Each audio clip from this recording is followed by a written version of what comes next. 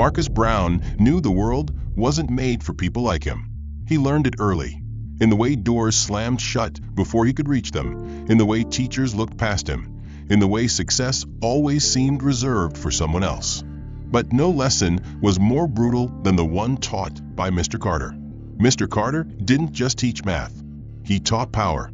He decided who had a future and who didn't. And Marcus? He was never meant to have one. One by one, opportunities slipped through his fingers. A missed scholarship, a mysteriously altered grade, a rejection letter that made no sense. Every time he fought harder, the system pushed back twice as strong. Until one day, there was nothing left to fight for. Marcus had a choice: accept the life they forced on him or carve out something they couldn't take away. Years later, fate brought him face to face with the man who had stolen everything from him. But this time, something was different. This time, Marcus wasn't the one asking for help. Stay with us until the end, because what happens next will leave you speechless. Before we begin, tell us, have you ever felt like the odds were stacked against you? Like no matter how hard you tried, someone was always pulling you back? Share your experience in the comments. And don't forget to like, subscribe, and turn on notifications so you never miss another story like this one. Mr. Carter stood in front of the chalkboard, his piercing eyes scanning the classroom before locking onto Marcus Brown. The boy sat in the third row, his hands gripping a worn-out pencil, eyes filled with a quiet determination that his teacher despised. Marcus, Mr. Carter sneered, tapping his knuckles against the wooden desk. Remind me, what career did you say you wanted to pursue? The classroom fell silent. Every pair of eyes turned toward Marcus, waiting. He hesitated before responding, his voice steady despite the weight of expectation. I want to be an engineer. Laughter erupted across the room. Mr. Carter smirked, leaning in. An engineer? He echoed mockingly.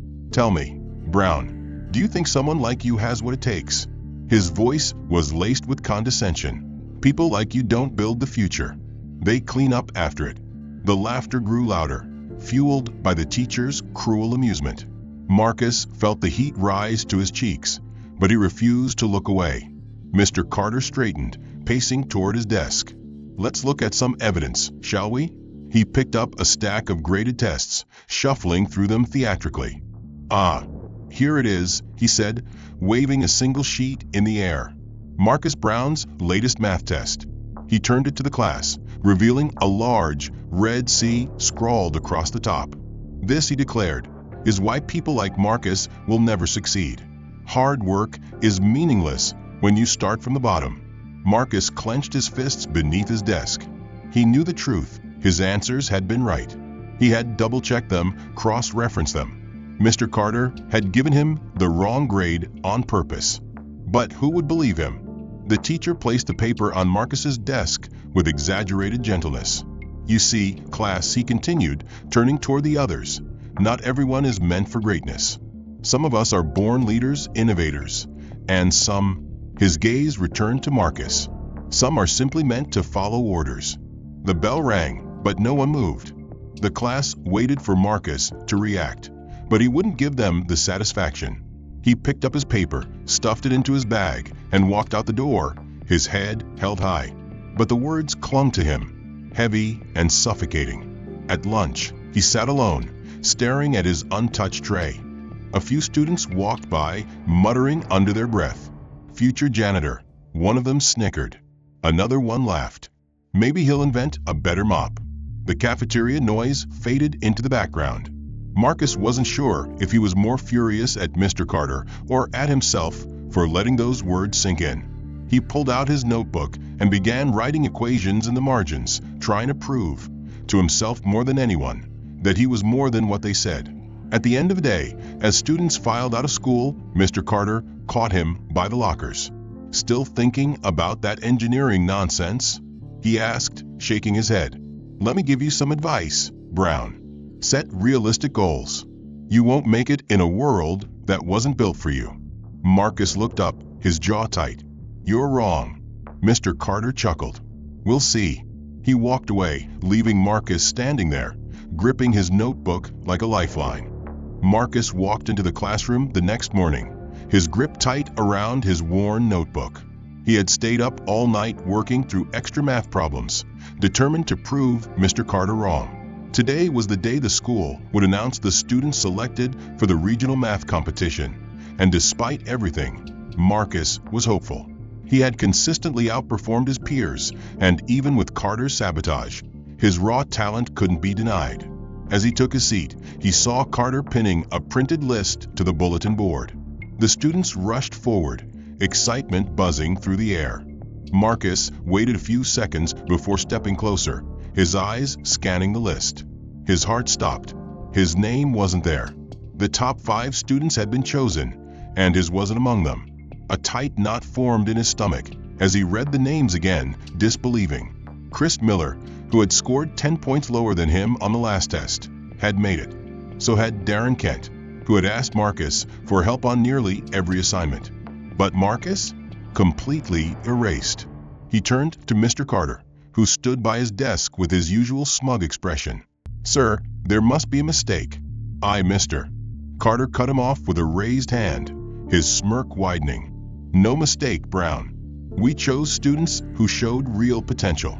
Unfortunately, some people just don't have what it takes to compete at that level." The words hit harder than any insult before.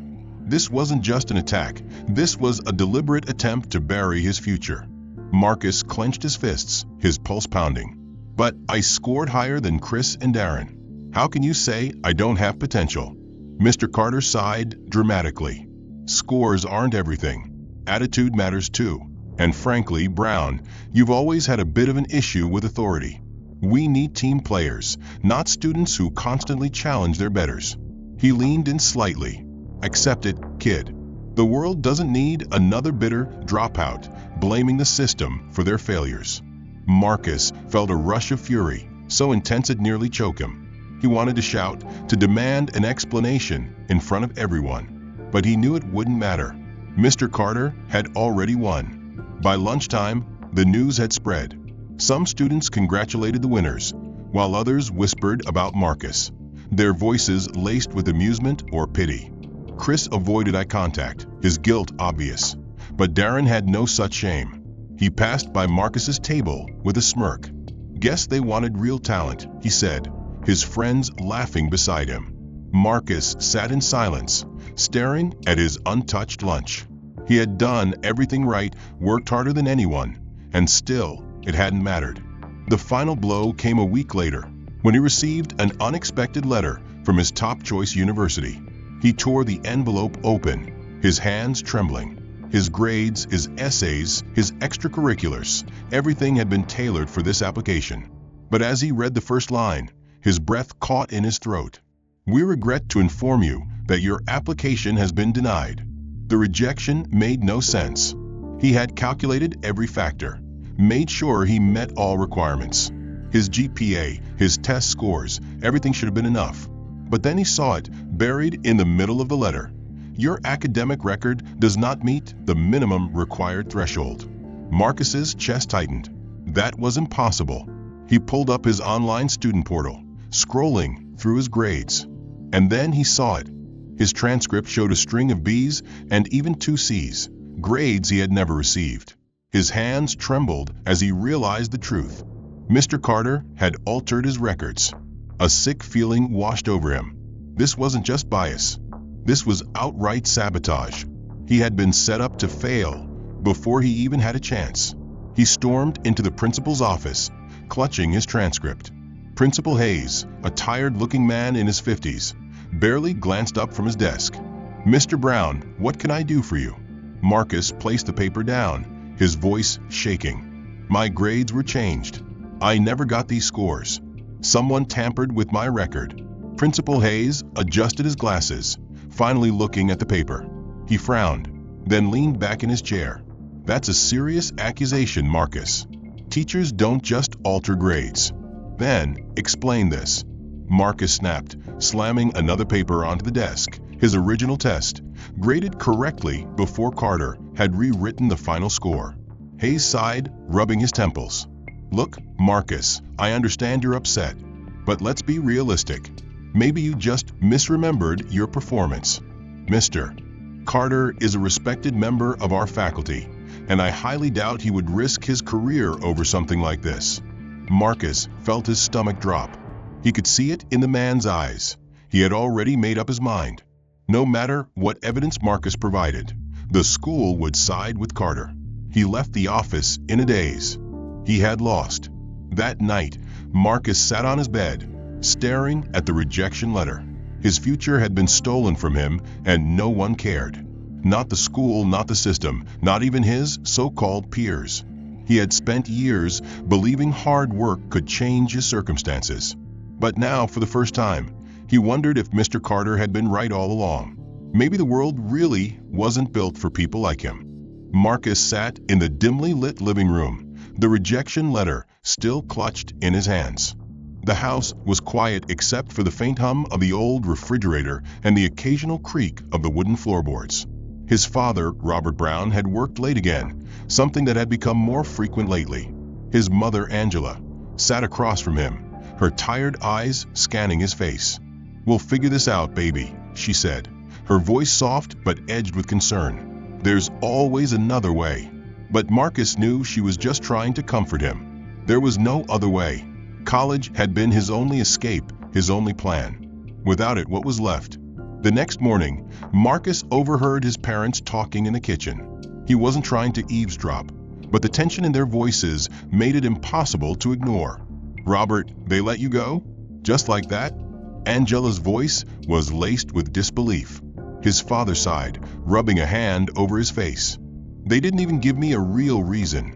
Angie just told me they were restructuring, and my position was no longer necessary." Marcus felt his stomach drop. His father had worked at the city maintenance department for 15 years. He was one of the hardest working men Marcus knew, often coming home with sore muscles and grease-stained hands. The idea that they would fire him out of nowhere didn't sit right. Angela exhaled sharply. "This doesn't make sense.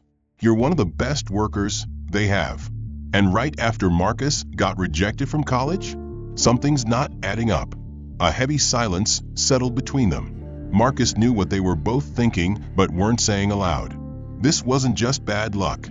Someone had pulled strings to make this happen. And there was only one person who had the power and the motive, Mr. Carter. The realization sent a wave of nausea through Marcus. The man hadn't just ruined his academic future.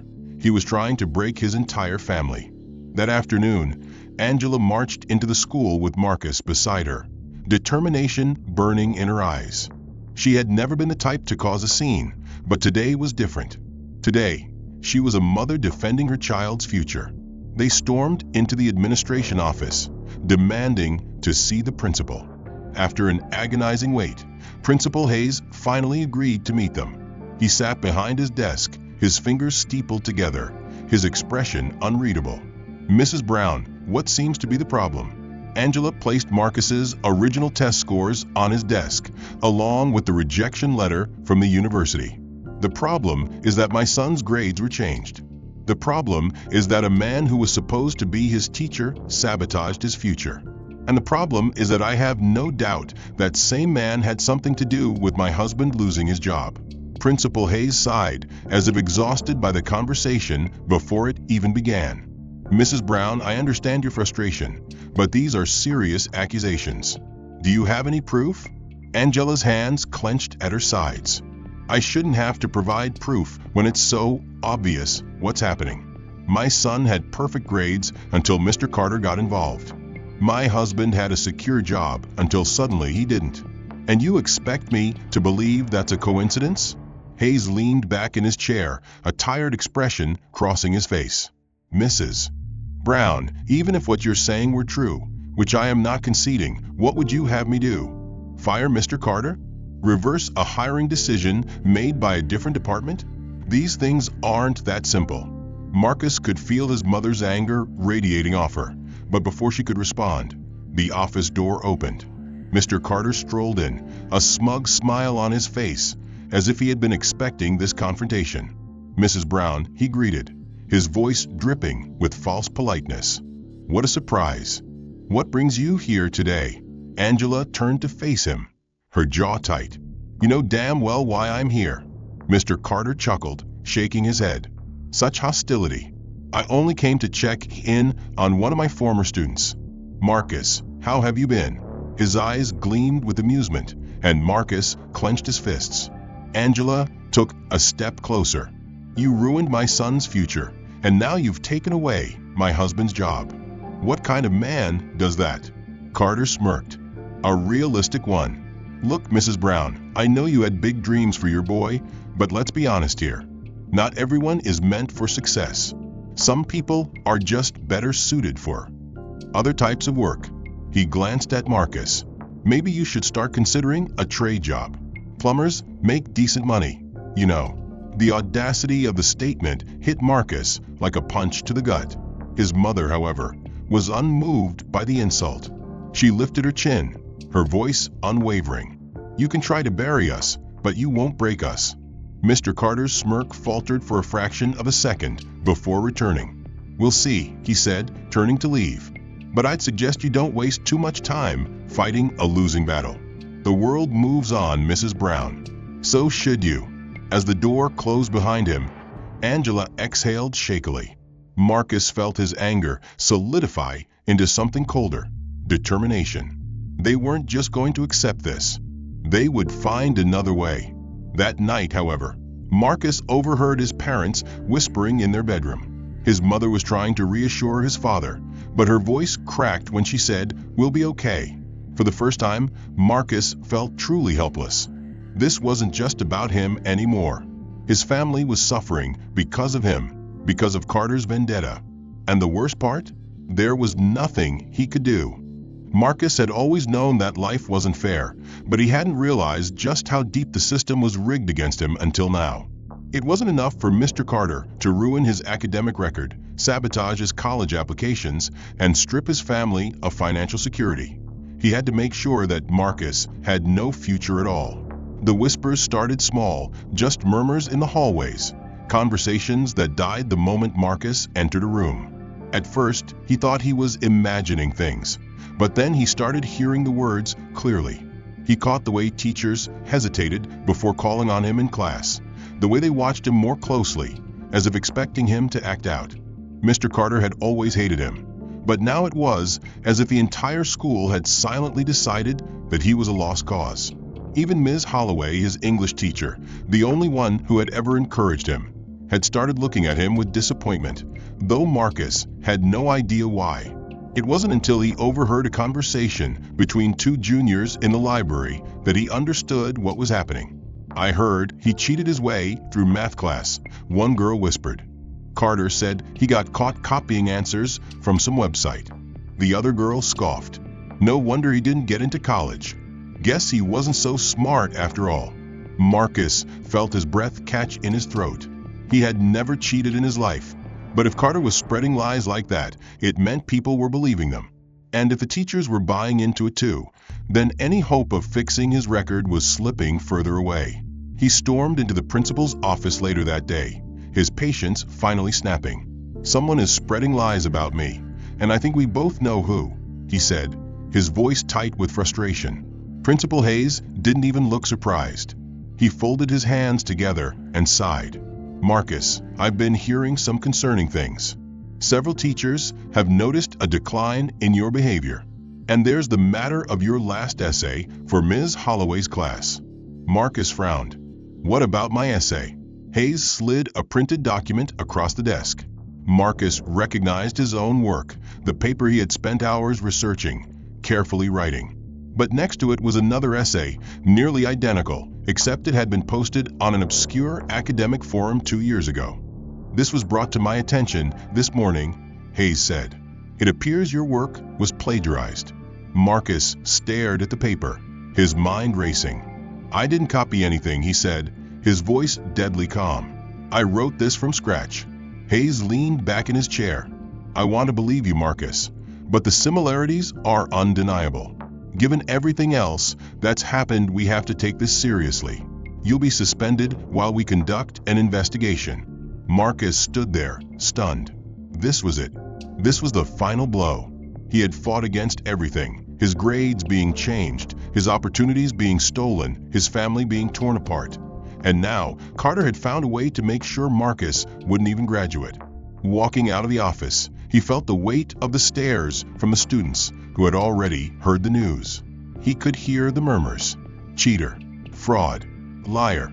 The people who had once asked for his help on assignments now looked at him like he was nothing. He saw Ms. Holloway in the hallway, her expression unreadable, but she didn't say a word as he passed. That night, as Marcus sat at the kitchen table staring at the official suspension notice, his mother sat beside him, her voice low. "We need to fight this." Marcus shook his head, his hands tightening into fists. "It won't matter. No one believes me." Carter made sure of that. His father, silent for most of the evening, finally spoke. "Then we don't give up. If they've taken away everything else, the least we can do is make sure they don't take your name too." But Marcus wasn't sure there was anything left to save. Marcus should have felt numb by now, but the fire inside him refused to die. Every fiber of his being told him to fight, but what was the point? His name was already tainted. No college would take a student accused of plagiarism. No teacher would stand up for him. And yet, the universe had a cruel way of playing with hope. 3 weeks after his suspension, a letter arrived in the mail. Marcus hesitated before opening it, his hands still shaking from the weight of everything that had happened. But when he read the first few lines, his breath caught in his throat. "Congratulations. You have been selected as a recipient of the Future Innovators Scholarship." It felt unreal. Despite everything, despite Carter, despite the lies, despite his stolen opportunities, someone out there had seen his potential.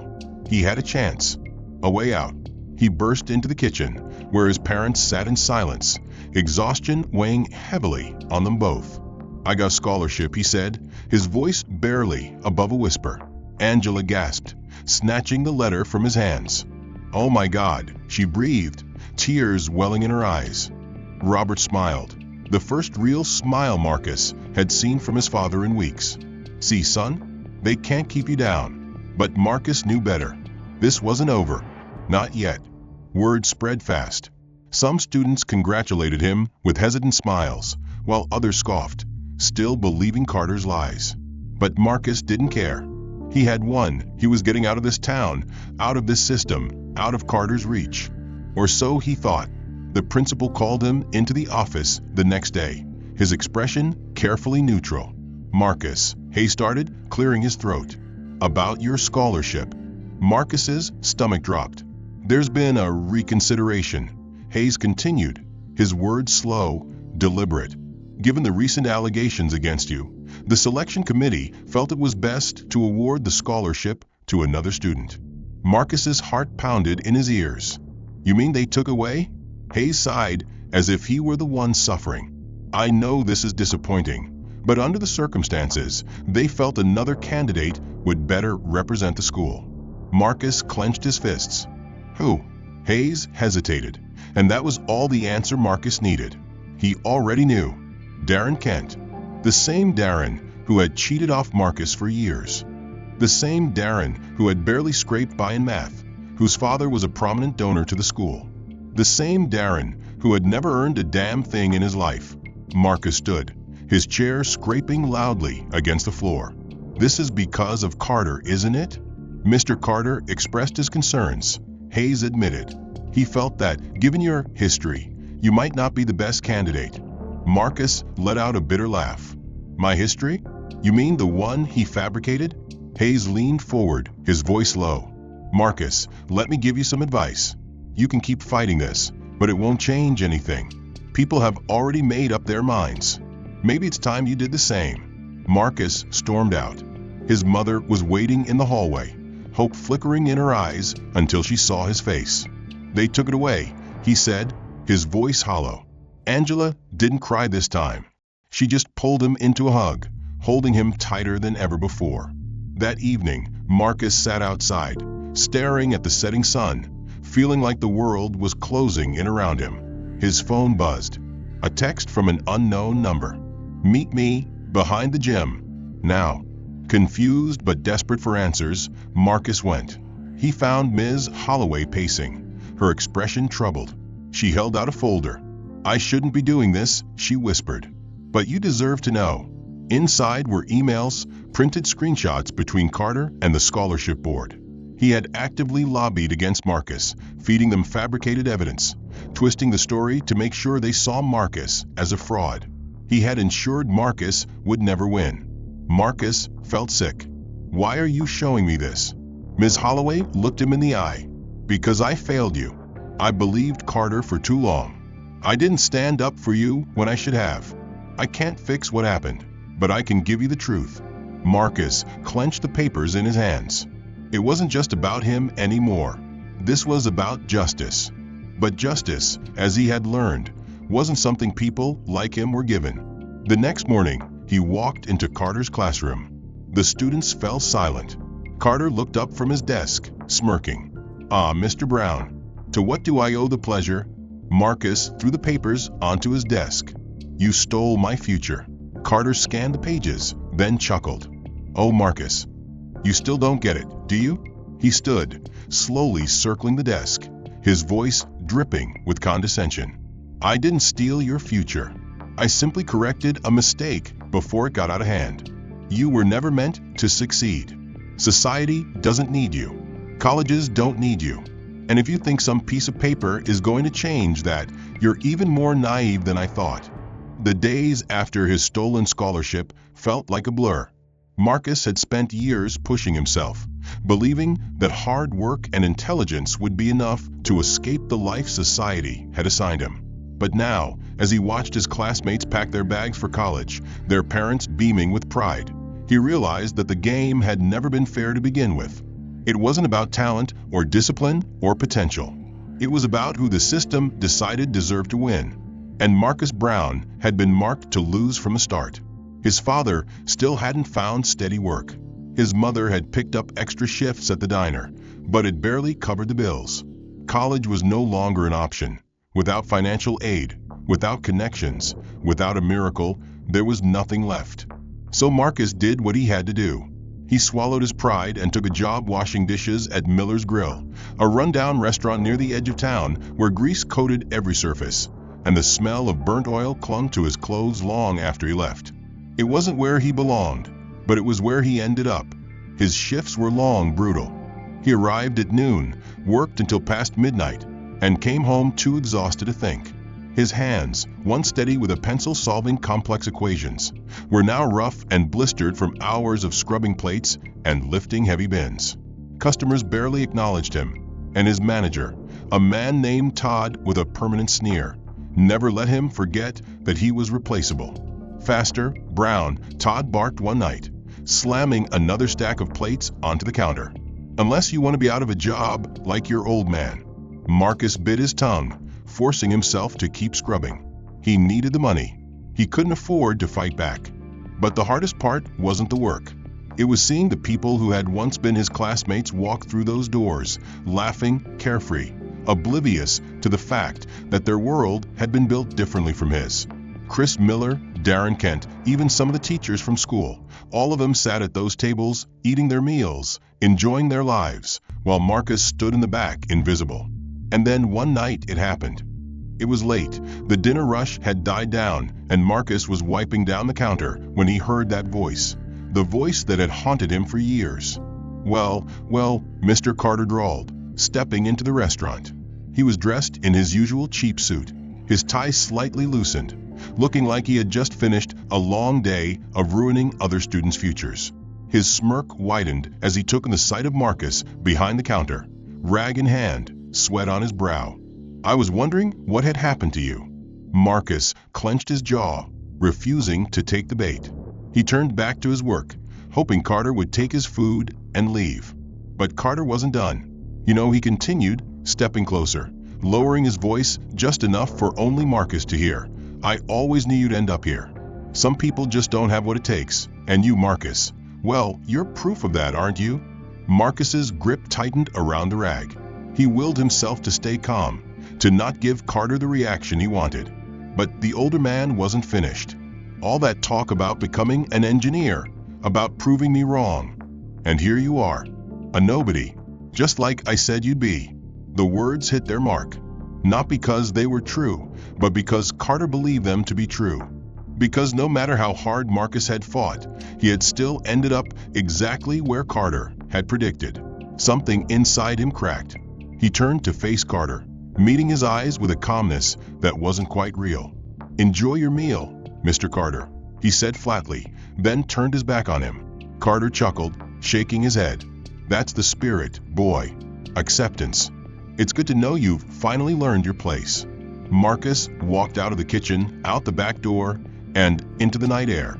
He sucked in a breath, his fists clenching at his sides. But something had to change. He couldn't live like this. The night after Mr. Carter's visit, Marcus lay awake in bed, staring at the cracked ceiling of his family's tiny apartment. His body ached from hours of scrubbing dishes, but the pain in his muscles was nothing compared to the weight in his chest. Carter's words replayed in his head, looping over and over like a cruel reminder of everything he had lost. A nobody, just like I said you'd be.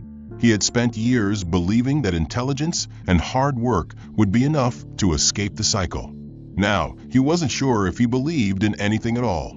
But life had a strange way of throwing opportunities at people when they least expected them.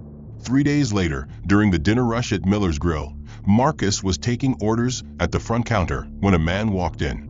He was tall, with sharp eyes and a neatly pressed suit, standing out against the usual crowd of factory workers and tired parents. Marcus barely glanced up as he placed his order: double cheeseburger, no onions, large fries, extra ketchup. "That'll be $12.79, Marcus said automatically, punching the numbers into the register. The man pulled out his wallet, hesitated, then chuckled. "Hold on. Let's see if I can do this faster than you." He glanced at the menu, did some quick math in his head, then grinned. $12.79, right? Marcus barely blinked. "Yeah, but you hesitated. If you round the tax rate to 8% and multiply it by the subtotal, you should have gotten there 3 seconds faster." The man raised an eyebrow, clearly amused. "You calculated that in your head?" Marcus shrugged, uninterested. "Yeah, it's just math." The man handed over his cash, but instead of walking away, he leaned against the counter, studying Marcus like a puzzle he was trying to solve. "What's your story, kid?" Marcus sighed. He didn't have the energy for this. "You want the short version?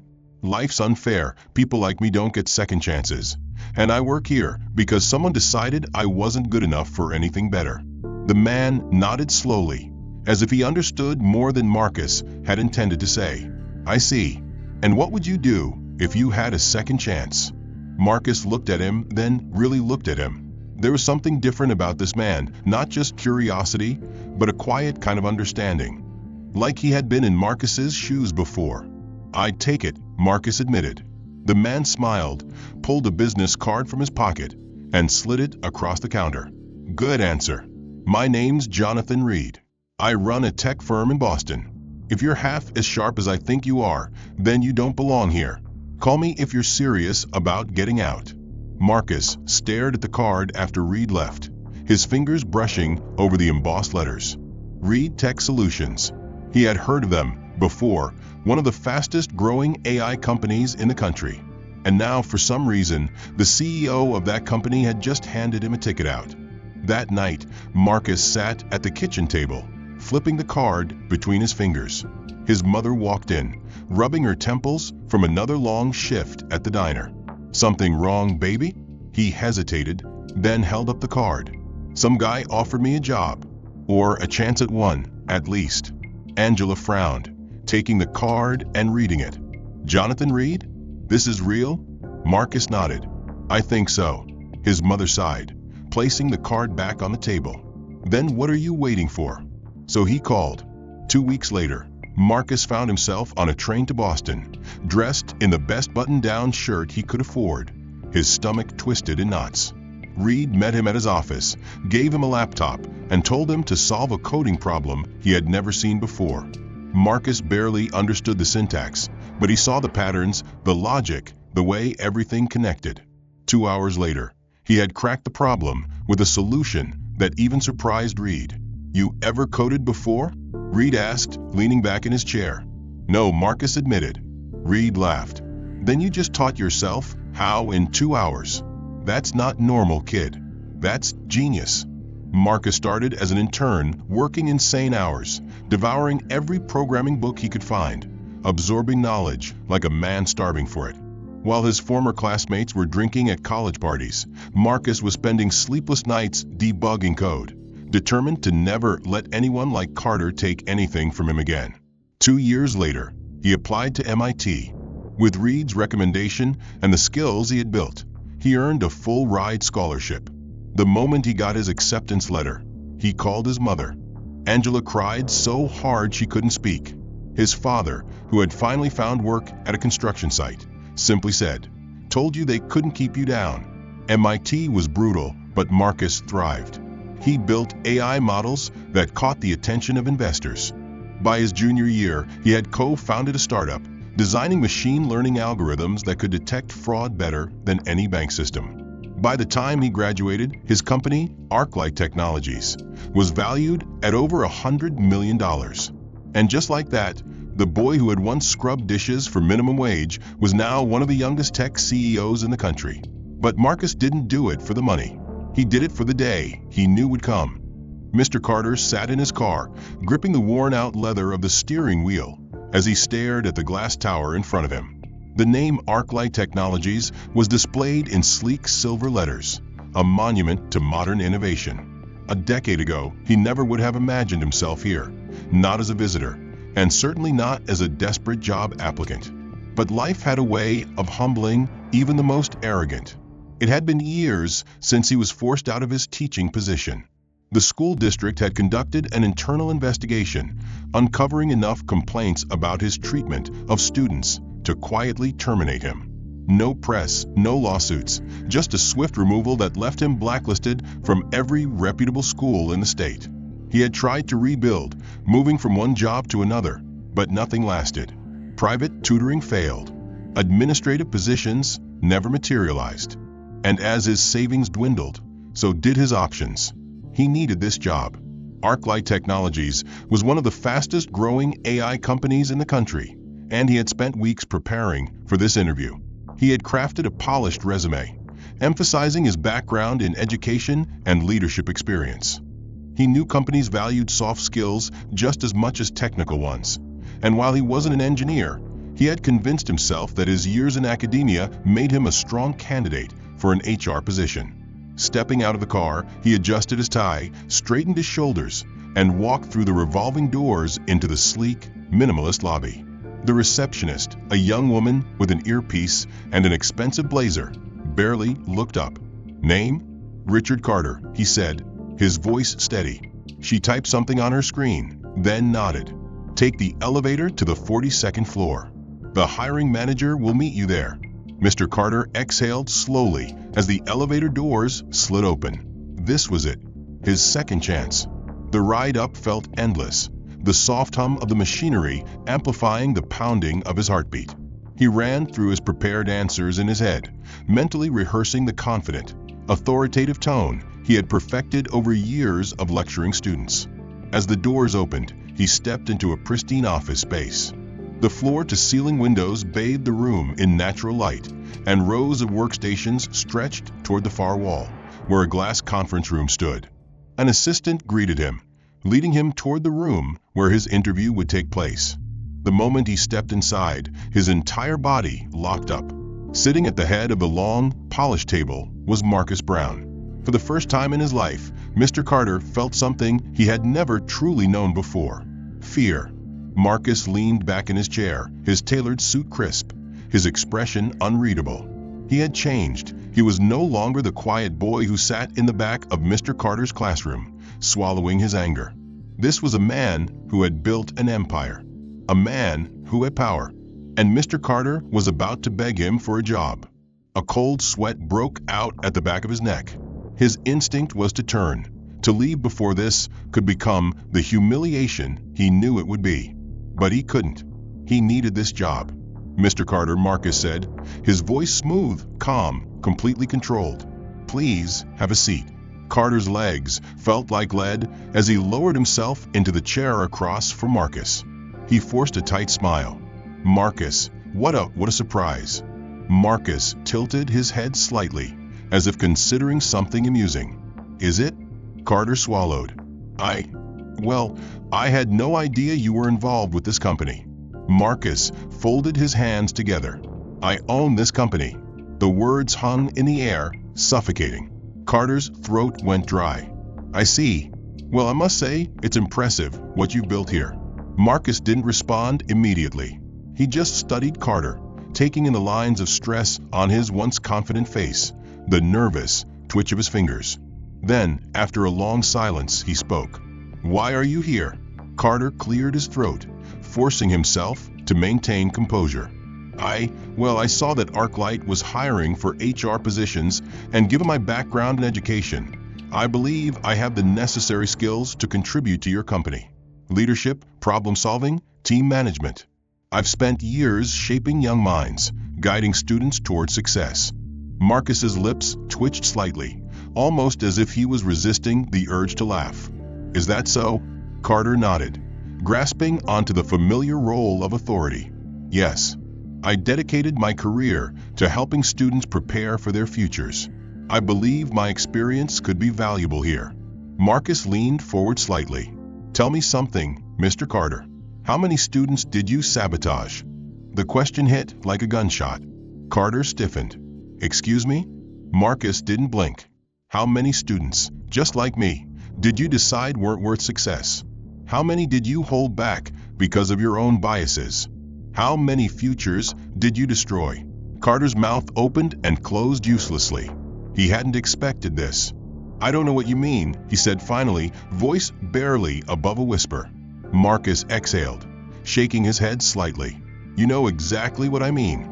You spent years telling me I'd never make it, that people like me weren't meant to succeed, that I would always be a nobody. Carter swallowed hard. Mr. Brown, Marcus corrected, his tone sharp. Carter flinched. Marcus sat back, letting the silence stretch between them before speaking again. You didn't just try to ruin my life. You went after my family. My father lost his job because of you. My mother had to work herself to exhaustion to keep us afloat. You didn't just want me to fail. You wanted to make sure I never got the chance to rise. Carter's hands trembled slightly as he gripped his knees under the table. Marcus, I regret how things happened back then. You don't get to rewrite history, Marcus interrupted, his voice cold. You don't get to play the victim now. Carter sat frozen, every prepared answer, every bit of arrogance stripped away. Marcus exhaled, tapping his fingers against the table. I have a company to run. I don't have time to waste on people like you. Carter knew. He knew what was coming before Marcus even said the words. You won't be getting this job. Marcus stood, straightening his suit. This interview is over. Carter walked out of ArcLight Technologies, feeling as if the ground beneath him had shattered. His mind reeled, his breath shallow. He had expected rejection, but not this level of humiliation. Not in front of an entire boardroom. Not from him.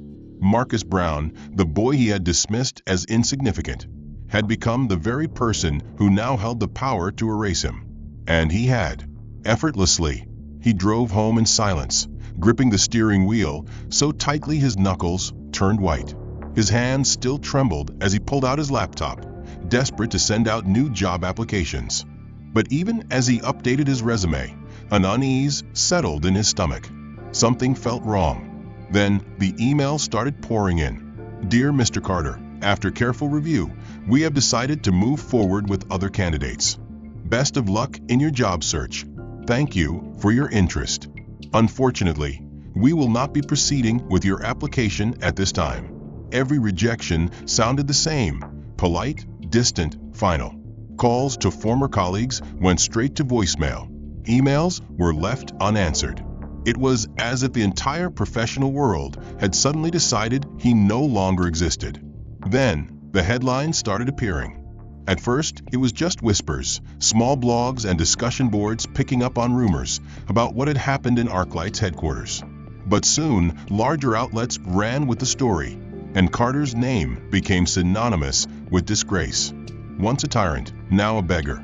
the teacher who tried to destroy his student's future and paid the price. ArcLight CEO rejects former high school teacher in brutal turn of fate. When karma strikes, ex-educator faces public backlash after years of student sabotage. The internet was ruthless. Former students came forward, sharing stories of how Carter had mistreated them, stolen their opportunities, and manipulated their futures. His past, once hidden behind school walls, was now fully exposed for the world to see. One by one, every potential employer pulled back.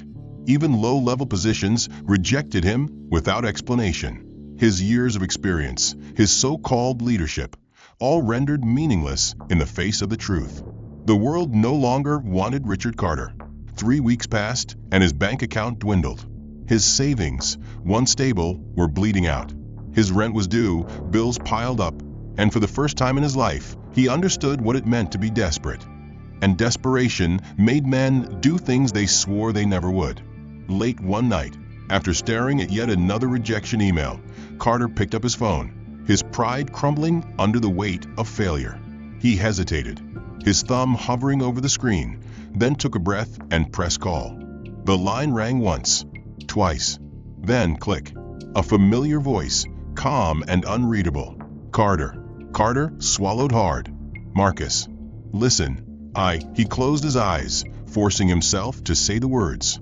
I know we didn't leave things on the best terms, but I need work. I need help. Carter sat in his dark, empty apartment, the eviction notice crumpled in his fist.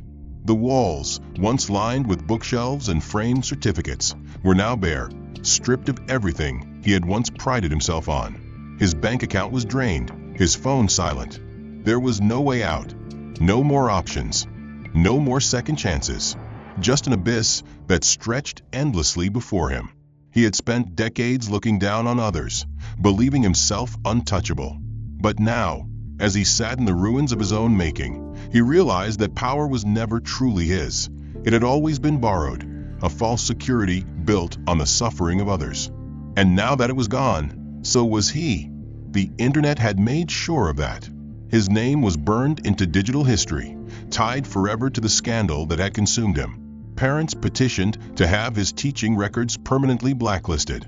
Former colleagues distanced themselves, unwilling to associate with a man whose reputation was now synonymous with failure and discrimination. No school, no corporation, not even the most desperate of institutions wanted him. His resume might as well have been a death sentence.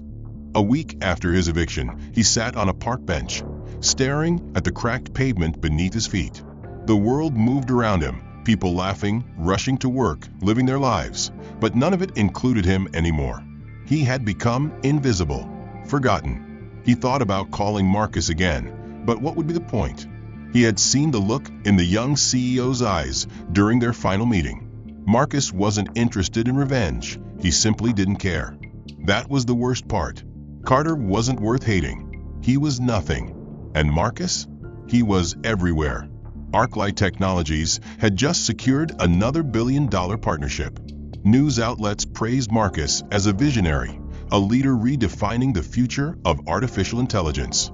Interviews surfaced, not just about his business, but about his past, about the struggles he had overcome. He had turned his story into something greater than himself, a symbol of perseverance, of justice. At a keynote speech at MIT, Marcus stood before a packed auditorium, his presence commanding yet effortless.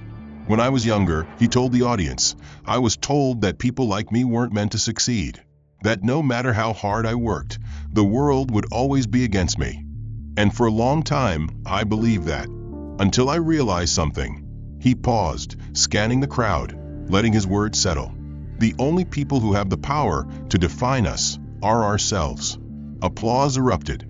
Somewhere, in the corner of a rundown cafe, Carter watched the broadcast on a flickering TV screen. The audience hung onto Marcus's every word, inspired, moved. Marcus Brown had won, not just in wealth, but in influence and legacy. He had built something that would outlast him. The end. What do you think? Did Carter deserve what happened to him? Would you have given him a second chance, or did Marcus do the right thing by shutting the door on him forever? Let us know in the comments. And tell us, where in the world are you watching from? We love seeing how far our stories travel. If you enjoyed this, don't forget to like, subscribe, and turn on notifications so you never miss another powerful story. More twists, more justice, and more inspiration are coming your way.